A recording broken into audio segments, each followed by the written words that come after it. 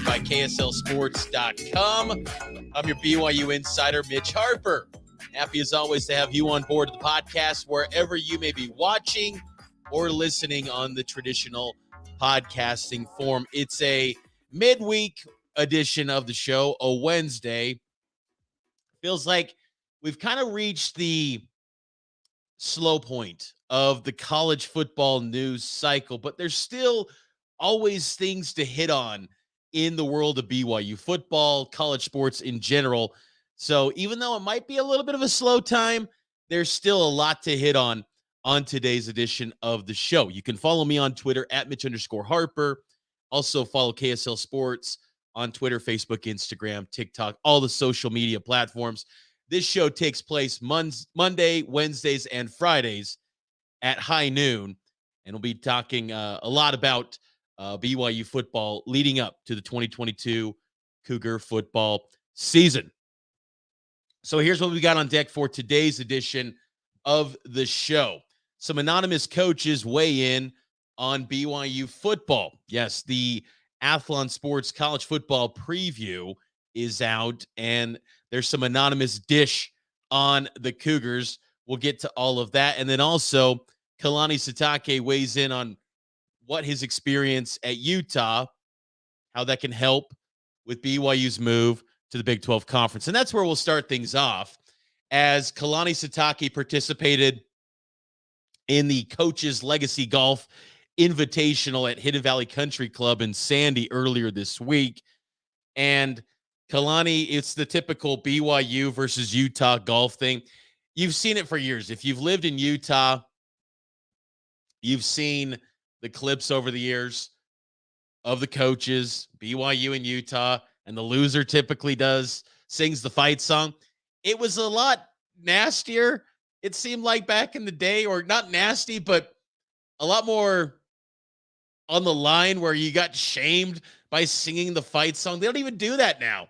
You know, it used to be Bronco Mendenhall would have to sing the Utah fight song, and that just made him just cringe. Same with Whittingham and the BYU fight song. I think now there's a mutual agreement between Kalani and Witt that whoever loses is not going to have to take an L and sing the opposing team's fight song, because now in social media, that would be some viral content that all the other fan bases would enjoy.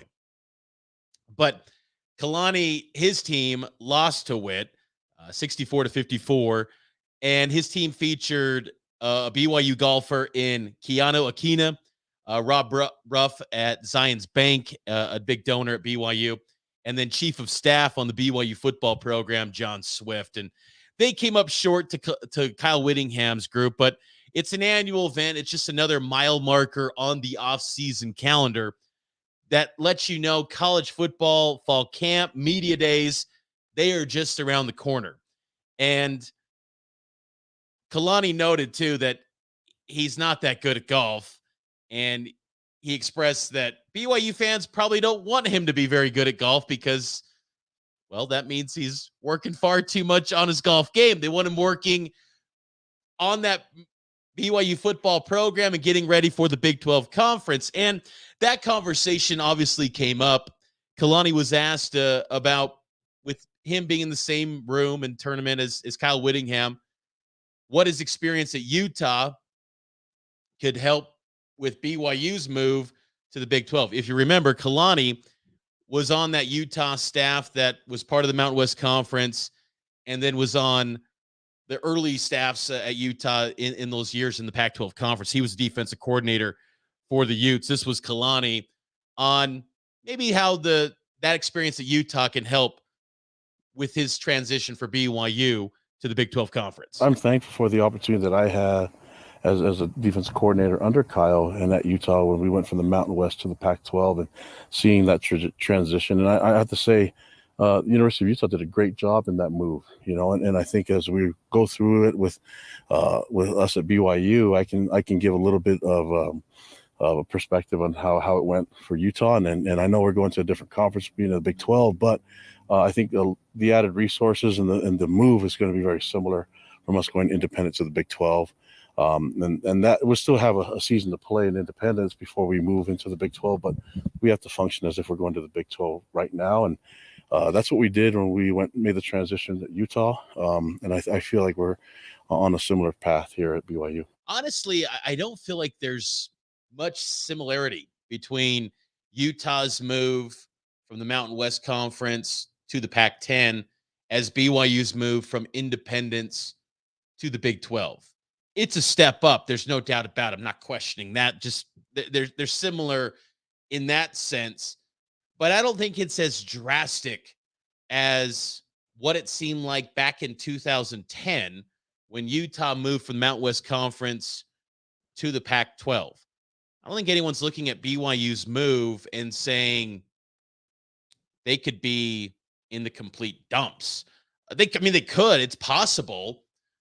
But BYU's been punching above its weight forever. I mean, the BYU has always had a willingness to play anyone, anytime, anywhere. That dates back to Lavelle Edwards' days, but that's continued in independence where they've scheduled any Power 5 that they could.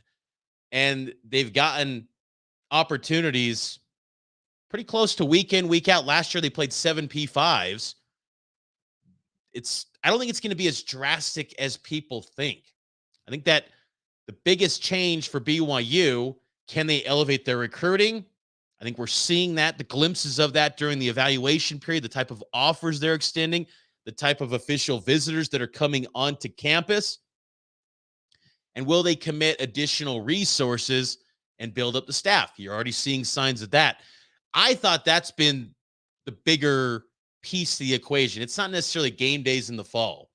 I think that BYU will be just fine competitively in the Big 12 conference. I've always looked at it from the standpoint of money, budgets, investing unlike ever before. That to me is where it lies. Utah's move was just so drastic because you're talking about a program in Utah that prior to Urban Meyer's arrival in 2003, I don't think anyone thought of Utah football as a BCS Power 5. And that wasn't the term back then, but BCS was the term back then. They didn't look at them in that way. Rob McBride always had very good football teams that were athletic and talented, underachieved significantly, but no one looked at them as, a BCS team. They just didn't. Then Urban really changed the entire culture, and Whittingham had some early years where he struggled, but then got it going in 2008. But I just don't think it's the same. I think it was more drastic for Utah. I think for BYU, they can step into the Big 12 and be competitive from the jump. I think they could. I think they could be, an 8-4 team right out of the gates, especially when Texas and Oklahoma are gone. I mean, when Texas and Oklahoma leave, who's that top program in the Big 12 conference? There's an argument to be had that BYU could be that team. They could. I don't think it's likely. If I was to bet and lay down some resources on it, I would say Baylor would be that program because they're committing at an all-time high, and I think Oklahoma State too is right there as well. But BYU's got incredible history, incredible fan support, and you're seeing an uptick in recruiting.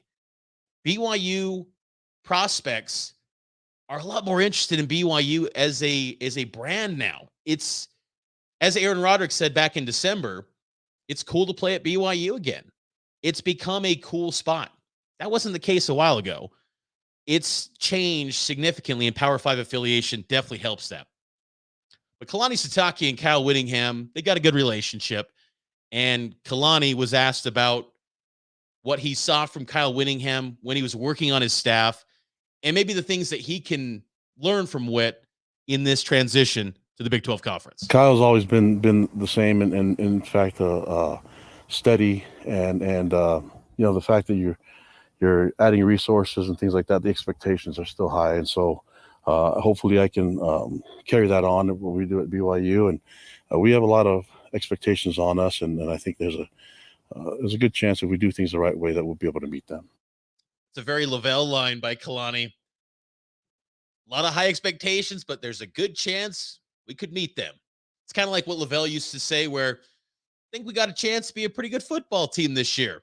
I think so, Kalani. I think so. What do people think of this BYU football team in 2022? Anonymous coaches are weighing in on the Cougars. You can weigh in on the Cougars right now if you're watching on Facebook, YouTube, Twitter. You can sound off, share your commentary, what you think BYU football is going to be in 2022. Every Monday, Wednesday, and Friday at high noon, Cougar Tracks goes live, and it's available on all KSL Sports social media feeds. But Athlon Sports, one of my favorite times of the year is the college football preseason magazines. I must say, the preseason magazine has taken on a little bit less significance, in my opinion. It's just because in the transfer portal era, the magazine doesn't hold as much clout as it once did. And, things in paper are just moving away. We're going more to a digital presence. But I think it's still the one thing that I kind of cling to that's old school is just that magazine, those pages, college football books. They're great. There's some sort of nostalgia with preseason magazines in college football. No other sport has that. Even college basketball, NBA, NFL, they don't hold that same kind of romanticizing feel like college football preseason magazines do. With the portal, it's just a different dynamic because you could get some guys like Jordan Addison from Pitt. He's now at USC, and that's not factored into the magazine. I think guys like Phil Steele will have it updated. They'll work to the bitter end as late as they can now to get that thing updated. But it's just a different era for the magazines. But I kind of still enjoy the old school approach. Athlon's really good, and I love these anonymous opposing coach scouting reports. On BYU, Athlon has BYU ranked number 27 in their polls. I think that's low. I think BYU deserves to be in the preseason top 25. Lindy's has BYU at number 19. But they have a portion in their preview that says scouting the Cougars, opposing coaches size up BYU. It's anonymous. The individual that compiles these quotes, I believe, is Stephen Godfrey, at 38 Godfrey on Twitter. He's works with SB Nation, Vox Media, Secret Base. They do a great job with video. Stephen Godfrey, I highly recommend giving him a follow. He's a great college football voice, in my opinion. And I've always wondered, too, with these anonymous quotes, who's saying them? Because BYU isn't in a league yet. So you don't have that continuity year in, year out where you're going to have all this intel on BYU. Every year, it's pretty much just a random hodgepodge grouping of teams outside of Boise, Utah State, and Utah. And then you dive even deeper. Boise's got a fairly new coach in Andy Avalos. I got to imagine he hasn't followed BYU all that closely. I know he beat him last year, but was Avalos really following him at Oregon? Probably not. Utah State, Blake Anderson. Did he have much institutional knowledge of BYU when he was at Arkansas State down in Jonesboro? Probably not. So to me, I look at these quotes and I almost think they're tying it all back to BYU and Utah. It's probably a lot of BYU or a lot of Utah coaches weighing in on the Cougs. I don't know. Could be. It could be some other people in the Pac-12 footprint as well. BYU plays a lot of Pac-12 teams. But it's just, I always kind of try to piece together who these quotes be. Again, this is from Athlon Sports. I'll read to you the quotes. Anonymous coaches weighing in on BYU in 2022. I highly recommend picking up the Athlon Sports preview. Quote, Kalani Sitake has changed the identity of this program. If they didn't get the Big 12 invite, it's possible he could have gone and found a Power 5 job after last season. The biggest criticism is that their success was riding the hot hand Zach Wilson, but they came back and looked great last season too. They're investing in the program in ways they've needed to for a long, long time. Looks like the administration knows they have a really great staff and head coach, and they want it to look Power 5 for the first time. It's way overdue. That's pretty fair. It could, because they are investing unlike ever before. I still think there's more to be done. I don't think it's just suddenly, hey, they've done all they can. Sit back, enjoy the ride. I think there's there's got to be a lot more from, I think, resources, from facilities. Tom Holmoe's got a vision of about 5 to 10 years out in facilities. BYU's got to up the ante in some of the areas in their facilities, in my opinion. You got to get a football complex. How do you do that? I don't know. I'm not Oakland Construction. I don't know what that looks like, but you got to do something that's just designated for the football team. Add on to the student-athlete building. I don't know, but you got to enhance the football facilities even more than they already are. They're solid. The locker room upgrade at the SAB was a step in the right direction. To me, the IPF needs to be solely for football and no one else. I mean, in spring ball, I'm seeing I know the women's soccer team comes in and they had their fall ball there, but to me, it's like it's got to be a football-only facility, and then you build additional indoor practice facilities for the other teams. That's just my opinion. The quotes continue. Quote, they've got 1 year left as an independent, and when they have that schedule, you notice them drift week to week. They play to the level of their competition, which is good and bad. The quarterback, Jaron Hall, is another legit guy. They didn't say Jaron Hall. The quarterback is another legit guy, fits their system, makes smart throws, but I think they're going to have to push him a little bit because they're missing the back, Tyler Algier, and it's going to hurt at first. I think this is fair. I mean, this is one of maybe the criticisms of Kalani's teams. Sometimes hard to predict. They'll play down to a Georgia Southern. They'll look great against an Arizona State. How does that happen? They'll play great against Utah, then look pedestrian against South Florida. How does that happen? I think that's a good point. And I think independence, sometimes that's one of the downsides of independence, is that it causes this glorified exhibition. If you're not undefeated, and BYU jumped out to an undefeated start, was number 10 in the country and had everything in front of them last year. But when you're not undefeated, you already got your bowl bid in tow. You're not going to go to a New Year's Six. What's on the line? That's going to be a huge thing in the Big 12, is that week in, week out who you're going to face, how to build your roster. All of that now goes out the window because you know what's on the line, motivation-wise, bowl bids, things like that. It's a lot more incentivizing. This closes out the anonymous coaches on BYU in 2022 from Athlon Sports. Quote, one thing to watch for in the long term is how they recruit and develop their lines and their team speed. They play Power 5 teams every year, but most of this roster will carry over to the Big 12. So you need better physical line play. They used to have a reputation for much nastier linemen, honestly. Probably thinking of the Louis Lapuahu gif. So that team speed will be important because they need to get ready to come into a league where everyone's just as big or bigger and probably faster, end quote. BYU's already Big 12 ready on the offensive line. No questions there, in my opinion. Offensive line, BYU set. They are Big 12 ready. They're ready to pounce. They're ready to compete in that league today if it was necessary. Defensive line, that's where the questions lie. And that's where they have to significantly upgrade the personnel and the talent. I think a guy that you got to keep an eye on, BYU's defensive line, what type of strides, improvements they make this year is going to be fascinating to watch, honestly, because that position group I thought would be a lot farther ahead than where it's been. But I have said on previous podcasts, the pass rushers, the edge rushers, they are coming. John Henry Daly, Bodie Schoonover, he's going to be part of the program this year. Tate Romney, I still think Tyler Batty's big time. I think he's a future NFL guy. The pass rushers, the D-line play is coming. And I think the interior linemen are going to be a lot better this year than people are giving them credit for. I think Nisa Mahe is going to be, if fully healthy, he's going to be a guy that's going to be really good. We didn't see him compete in spring ball, but when healthy, I think Nisa is a quality football player. I think Earl Tuioti Mariner is going to be one of the big surprises of the entire season. Him coming back for his 7th year is massive, I think. It's an under-the-radar move, but he's really good, and he's never been healthy throughout his entire time. So, again, personnel-wise, BYU's got nice pieces in play, and they got some personnel in the future, too.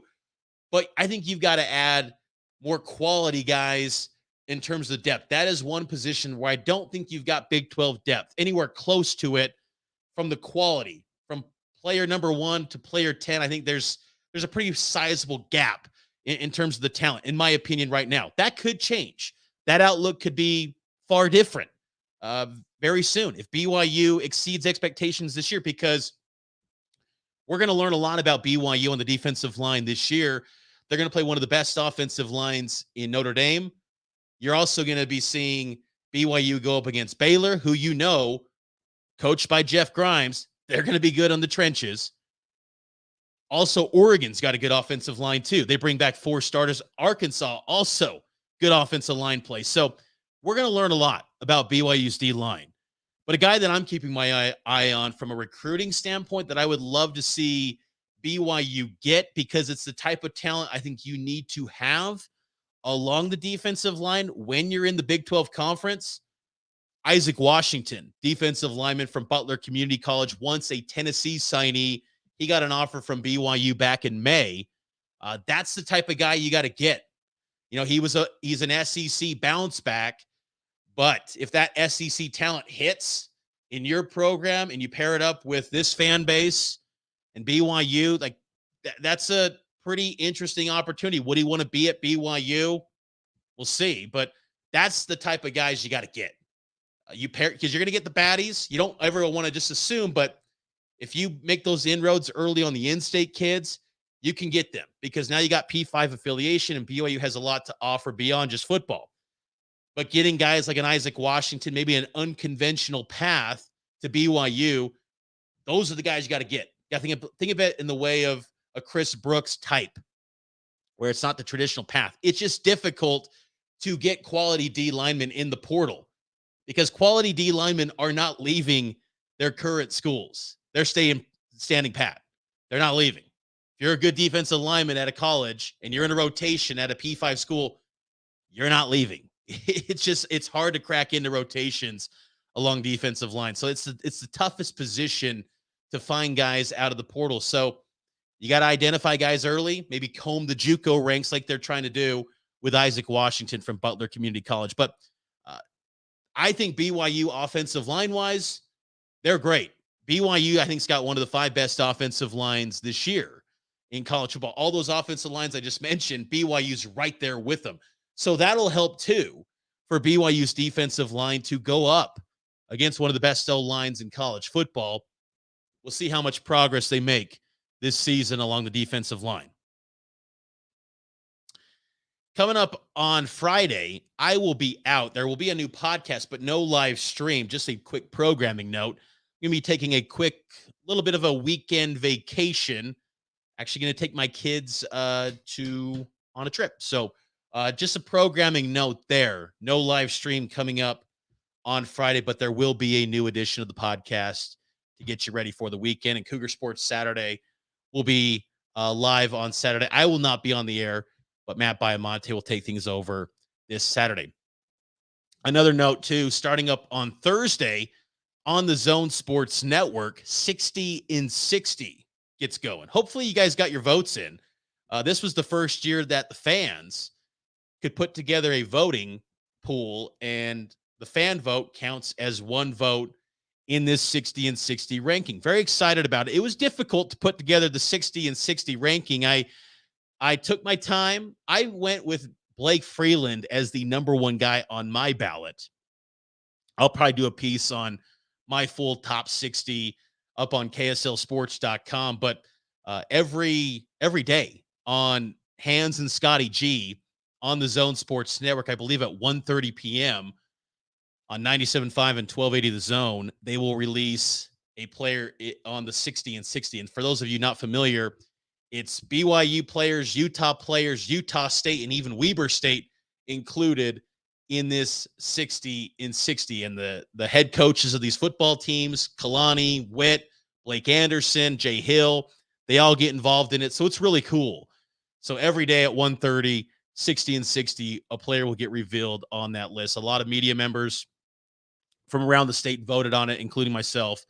So stay tuned to that on the Zone Sports Network. And that'll do it for this edition of the Cougar Tracks podcast. I hope all of you enjoyed it. Make sure to give me a follow on Twitter at Mitch_Harper and subscribe to this podcast on Apple, Google Play, Spotify, wherever you get your podcast.